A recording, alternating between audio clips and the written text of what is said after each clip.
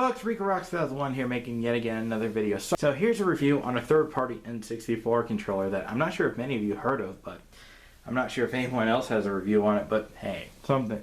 At least one review is better than no review, right? This is the DreamGear controller for the N64.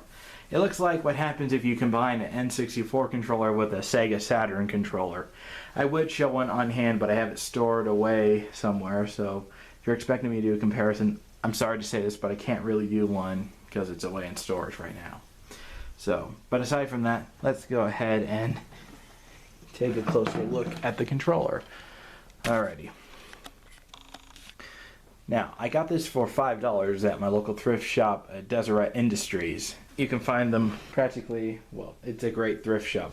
The only annoying thing is, if you were to buy something there, you can't return it.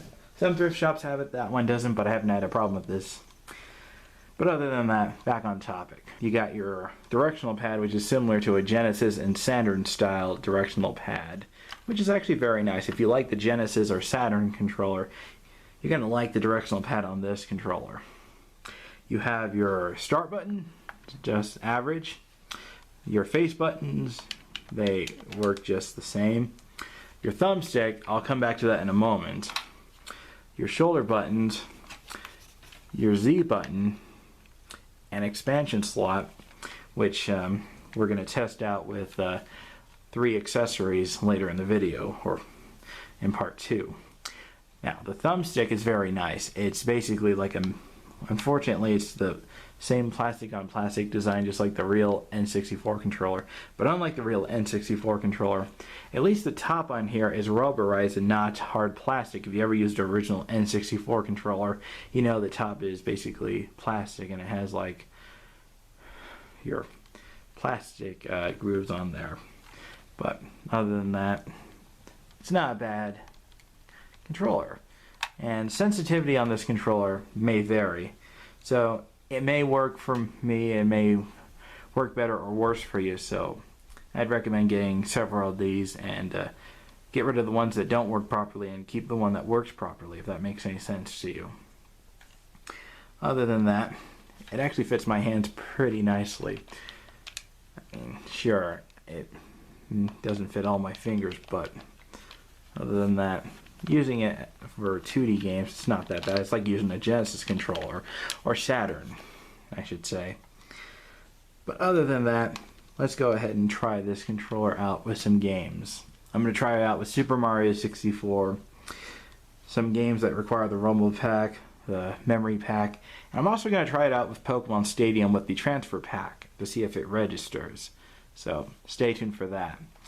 Oh, and if anyone's wondering the cord length, well, it may vary. It's not longer than an actual N64 controller. It's actually shorter, but it may vary. It may be perfect length for you. It may be not the best length for you, but I'll let you decide. So, other than that, let's go ahead and do a jump cut and hook this up to my TV, or console to my TV. So, I got the controller hooked up to my N64. First, we're going to test it with Super Mario 64. Here we go. Oh, I had the TV on mute. Let me fix that. Crank it down. There we go. Oh, and before anyone mentions, you forgot about the turbo, clear, slow, and auto buttons. Well, they do your generic stuff. Turbo is basically turbo for the A button,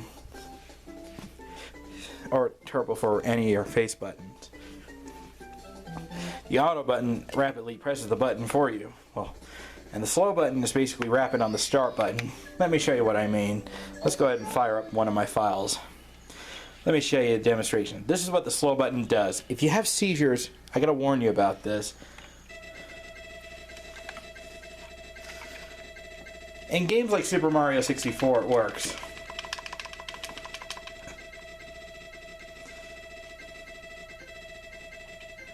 Okay, I do apologize for that.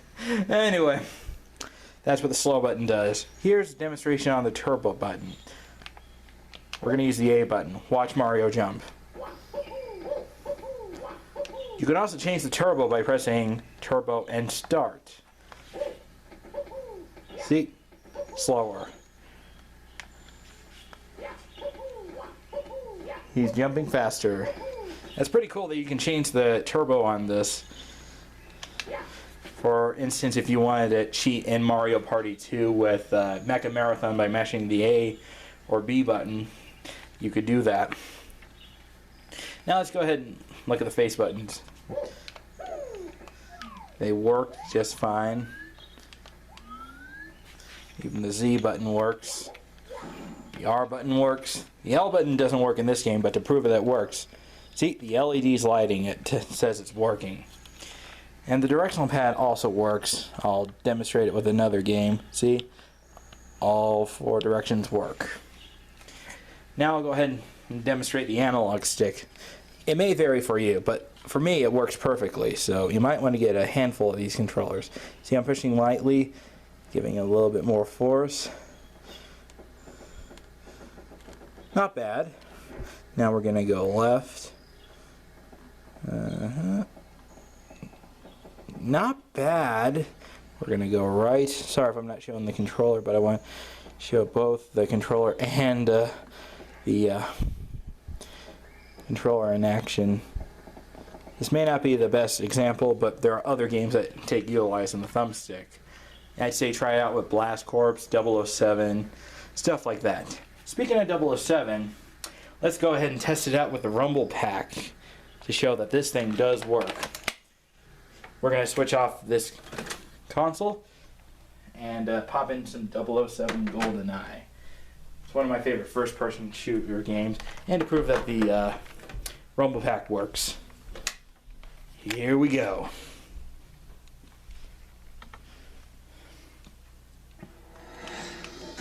GoldenEye! Here we go.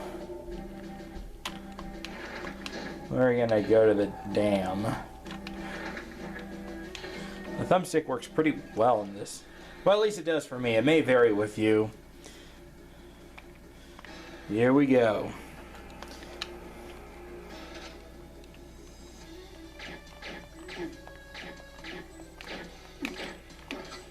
Hey! This works for me, and the Rumble Pack works too. Let's see.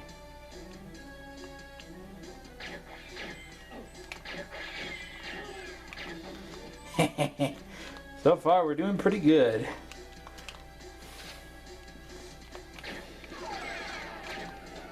Hey, where are they? Oh, they're coming from over there.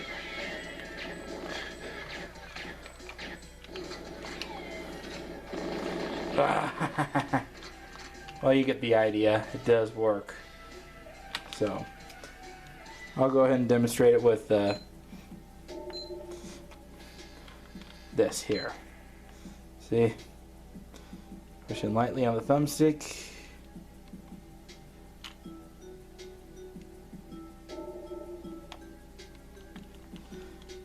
Not bad.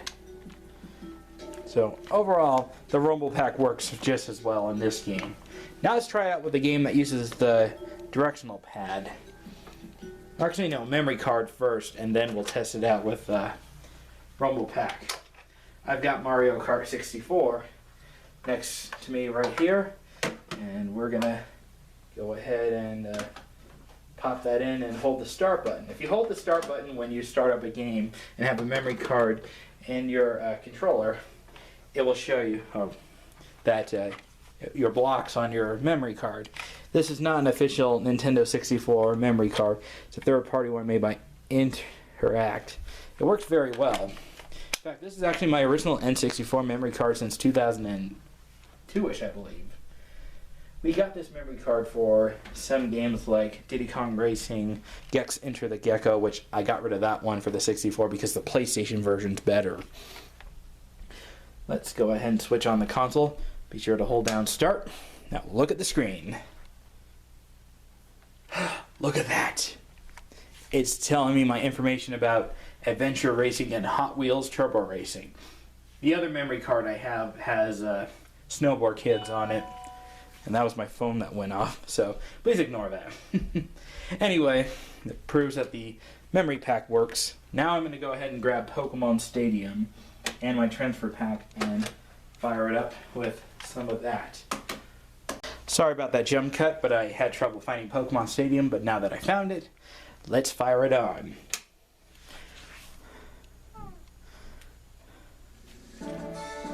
Ah, yeah. The interesting thing about Pokemon Stadium, the US and Japan intro is different than the Japanese one. Or, no, I'm sorry. The European one. The PAL version, basically. Oh, you see that? It's reading the transfer pack, which means this works with the transfer pack. Oh, if anyone's wondering why my file is named Senna, it's because, well, there was a show back in the day I liked watching around 2013-ish called Chasers. That was a great show. When I found out that show was discontinued, I wasn't a very happy camper. So, I'm going to go ahead and try this with Game Boy Tower, and actually, so let's pop in the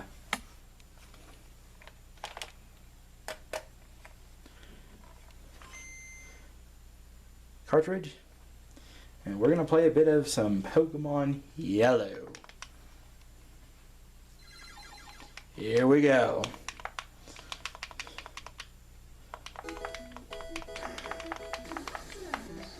Pika!